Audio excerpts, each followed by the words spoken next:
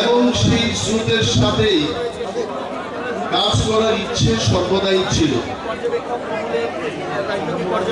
এবং আজকে ত্রিপুরা মথা, আইপিএফটি এবং বিজেপি আমরা একটা জায়গায় আসতে পেরে আমার মনে হয় ত্রিপুরা রাজ্যে ভারতীয় জনতা পার্টির নেতৃত্বে যে সরকারটা ছিল, এই সরকার যা কাজ করেছে আগামী 4-5 বছরে এই তিনটি দলের সমন্বয়ে আরো বিশাল কর্মযজ্ঞ ত্রিপুরায় হবে। যদিও বামেরা তাদের প্রচারে যারা প্রচার করতে শুরু করেছে, তারা জানে যে বামেরা হারবে, তারপরও তারা যাই করছে ইউটিউব, সোশ্যাল মিডিয়ার মাধ্যমে তাদের প্রচারটা মানুষের কাছে নিয়ে যাওয়ার চেষ্টা করছে। ময়দানে এসে তাদের প্রচার করার কোনো ক্ষমতা নেই। পূর্বতন মুখ্যমন্ত্রী মানিক সরকার মহোদয়, যার ধর্ম হচ্ছে অ্যাথেইস্ট, নাস্তিক, ভারতীয় জনতা পার্টি, ত্রিপুরা মথা এবং আইপিএফটি এই সম্মিলিত শক্তিকে ভয় পেয়ে ত্রিপুরার পূর্বতন মুখ্যমন্ত্রী ধর্মে বিশ্বাস করতে শুরু করেছেন। আমি বলি, কয়েকদিন আগে উনি বক্তব্য করছিলেন, উনি বলেছেন যে আমি যেদিন স্বর্গে যাব সেই দিন আমার মুখ্যমন্ত্রিত্ব থাকাকালীন আমি কি কি কাজ করেছি ভগবানের কাছে বলতে পারবো। আপনারা বলুন, নাস্তিক লোক, যার কাছে স্বর্গ নেই, নরক নেই, ধর্মে বিশ্বাস রাখেন না, সেই ব্যক্তি আজকে আমাদের ভয়ে ওনাকে ভগবানের আশ্রয় নিতে হচ্ছে। এবং তাতেই প্রমাণ হয় আমাদের প্রার্থী লক্ষ লক্ষ ভোটের ব্যবধানে বাম প্রার্থীকে পরাস্ত করবে। এবং মানিকবাবু বলেছেন স্বর্গে যাবেন, মেনেই নিলাম। মোদিজির বয়ে উনি স্বর্গে যাবেন, ভগবানের আশ্রয় নেবেন। আপনি যা যা করে গেছেন 20 বছরে এই ত্রিপুরা রাজ্যের পিছিয়ে পড়া মানুষদের এত বঞ্চনা, এত শোষণ আপনারা করেছেন, স্বয়ং ভগবানও স্বর্গের দরজা বন্ধ করে দিব, মানিক বাবুরে ঢুকতে দিত না। আর এই মানিক বাবু উনি বলেন যে ত্রিপুরা মথার গ্রেটার ত্রিপুরাল্যান্ড দাবি কোথায়, এই দাবি কোন দিন আসবে। মানিক বাবু একজন কমিউনিস্ট, ওনাকে শিক্ষা দেওয়ার ক্ষমতা আমার নেই। সারা পৃথিবীতে কমিউনিজমের জন্ম হয়েছে কখন? 176 বছর আগে কার্ল মার্কস এবং ফ্রেডরিক এঙ্গেল 1848-এ এই কমিউনিজমের প্রচার শুরু করেন। এবং আমাদের ভারতবর্ষে 99 বছর হয়ে গেছে কমিউনিস্টদের আন্দোলন। এবং আমাদের এই ত্রিপুরায় 79 বছর ধরে বামেরা বলছে আমরা সাম্যবাদ আনবো। আমি কমিউনিস্টদের জিজ্ঞেস করতে চাই, গ্রেটার ত্রিপুরাল্যান্ডের কথা বাদ দিয়ে দিন, আপনাদের সাম্যবাদ কবে আসছে সেটার জবাব দিন। আপনারা বলতে পারবেন?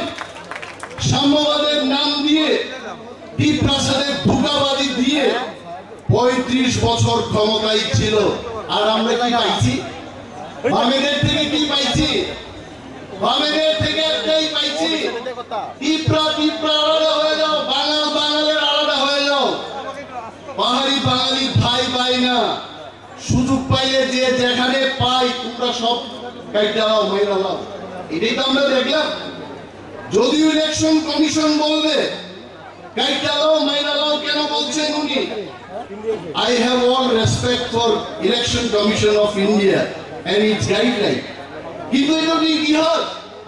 বামেরা যতবার ক্ষমতায় এসছে তারা 1980 সালের দাঙ্গা আমাদের উপহার দিয়েছে। আবার 97 সালের কথা আমরা ভুলবো না। ত্রিপুরায় উগ্রপন্থা সমস্যার এই কথা আমরা ভুলবো না। এই মঞ্চে দাঁড়িয়ে তীব্রামথা বিজেপি আইপিএফটি আমরা বলতে পারি, সারা রাজ্যের মানুষকে আমরা বলতে পারি, আমরা যদি ক্ষমতায় বসে থাকি ত্রিপুরায় দাঙ্গা হতে দেব না, বামেদের মতো আমরা দাঙ্গা হতে দেব না। তারা ত্রিপুরাদের কি বলে, আপনারা ত্রিপুরাদের তারা বলে এই বাঙালিরা বাংলাদেশ থেকে আসছে, আর উপজাতিরা ত্রিপুরা ছাড়া আপনাদের অস্তিত্ব সংকটে। তো নিশ্চয়ই ত্রিপুরারা ভয় পাবে। আর বাঙালিদের এসে বলছে বাঙালিদের আমরা চাকরি দিতে পারছি না, ওই সব চাকরি ত্রিপুরারা খায়া ফেলাইতেছে। এডিসি পাইছে, রিজার্ভেশন পাইছে, সব চাকরি ওরা খেয়ে নিয়েছে, আমরা পারবো না। দণ্ড এসসি এসটি বলছে জেনারেলদের সমস্ত সুযোগ সুবিধা এসসি এসটিরা খায়া ফেলাইতে, জেনারেল আর পাইতো না। বেকারদের বলে আমরা বেকারদের চাকরি দিতে চাই, কিন্তু আমরা পারি না, কারণ ওই যে কর্মচারীদের বয়সের সীমা 58 থেকে 60 বছর করলাম, মানে প্রত্যেকটা অংশের মানুষে মিথ্যা বলে এরা 35 বছর ত্রিপুরাজ্যের শাসন করছে। আমি কনফিডেন্ট এইটুকু বলতে পারি, পাহাড়ের মানুষ জেগে গেছে, বুঝে গেছে, এই বামেদের আর আসতে দেওয়া হবে না ত্রিপুরায়। আপনারা জেনে নিন এই কথা।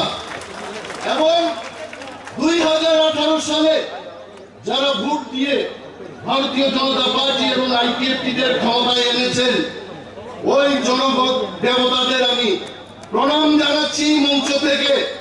নতুবা আজকেও বামেদের মুখ্যমন্ত্রী মানিক সরকার মহোদয়ের কেন্দ্রীয় বঞ্চনার কথা শুনতাম। ওনার এটা ওই আগে তুফা সিনেমার গান আমরা টেপ রেকর্ডে শুনতাম। এইরকম একটা রেকর্ড কইরা আস্থা বলে ত্রিপুরার সমস্ত মানুষ নিয়ে গিয়ে উনি বক্তৃতা করতেন, কেন্দ্রীয় সরকার আমাদের টাকা দিচ্ছে না, আমরা কিছুই করতে পারছি না। আর ওইদিকে দিল্লিতে মনমোহন সিং, সীতারাম ইয়েচুরি এরা বয়া বয়া চা খায়, আর এখানে ওই সিপিএমরা কংগ্রেস সরকারের বিরুদ্ধে এখানে বক্তৃতা করে। আর 2018 সালে ত্রিপুরার গণতন্ত্র প্রিয় শ্রমিক, বুদ্ধিজীবী, ওয়াংসা, তিপ্রাসা, মুগলি সমস্ত অংশের মানুষ ভোট দিয়ে মানিক বাবুর ওই টেপটাকে এমন ভাবে আসার দিতে, এই টেপ রেকর্ড আর বাঁচত না, কেন্দ্রীয় বঞ্চনার গল্প আর হবে না। নতুবা আজকেও কইতো মোদিজির সরকার টাকা দিচ্ছে না, আমরা করতে পারতাছি না।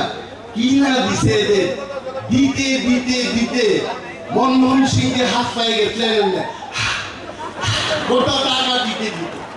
আর এখানে কমরেডরা শিকাবিরি খাইতো, এই কমরেডরা চারমিনার, ফ্ল্যাট, গোল্ড, আমিও তো জানি না, এদের সিগারেট থেকে আরম্ভ করে যাদের বাইসাইকেল ছিল এরা গাড়ি নিয়ে আসা যাওয়া করতো।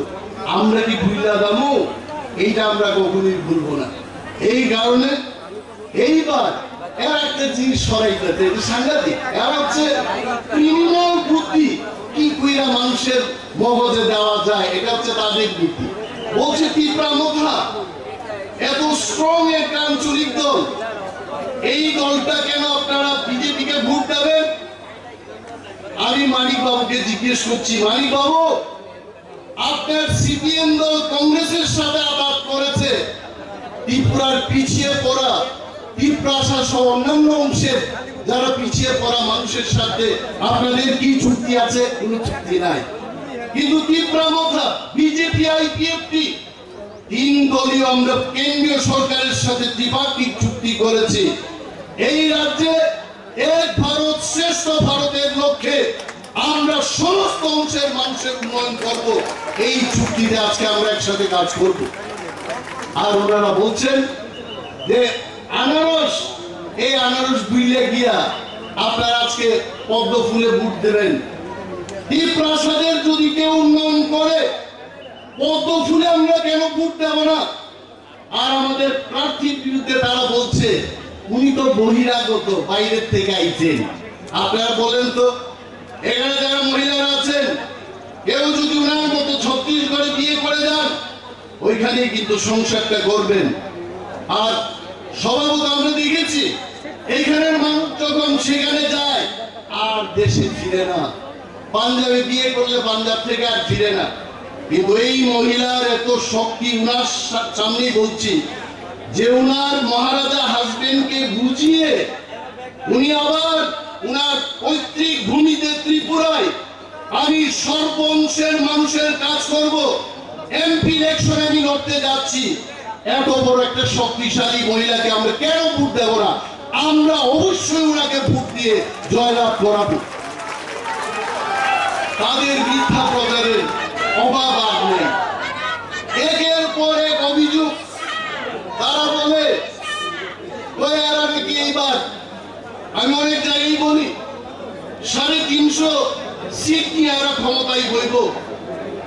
বামেদের আমি জিগাইলাম, এক নেতা মোদীর জিগাইলাম, আপনারা ত্রিপুরাতে আপনারা যে 350 সিট নিয়ে আইবেন, ত্রিপুরার পূর্ব ত্রিপুরার পশ্চিম ত্রিপুরার মধ্যে কোন সিটটা আপনারা জিতবেন? বলছে এখানে আমরা জিতবো না। তো কেমনে আইব? কেমনে আইব?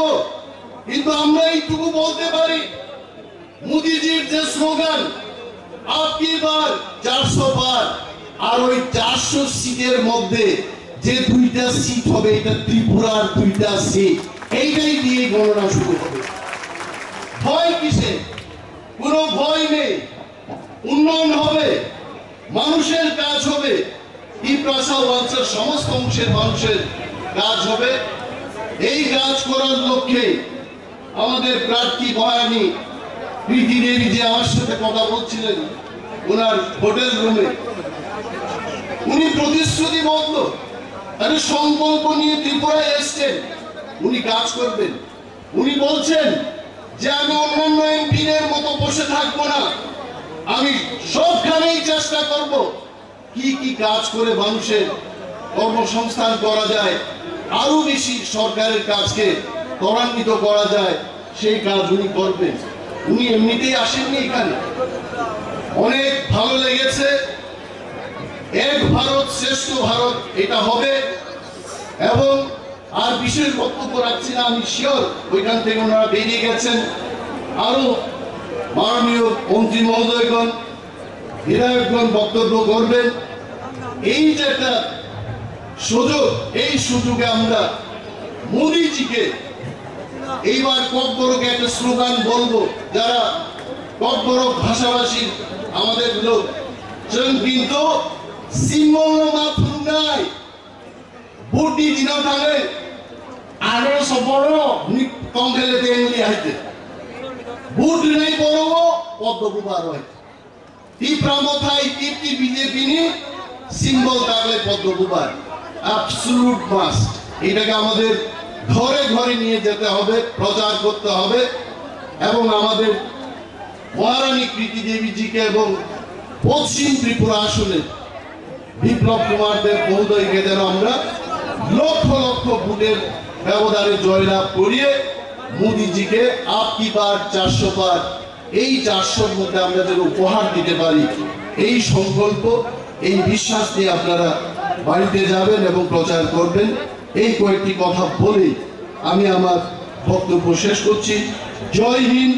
তীব্রামথায় পিএফটি বিজেপি জোট লংলি। ধন্যবাদ মাননীয় মন্ত্রী।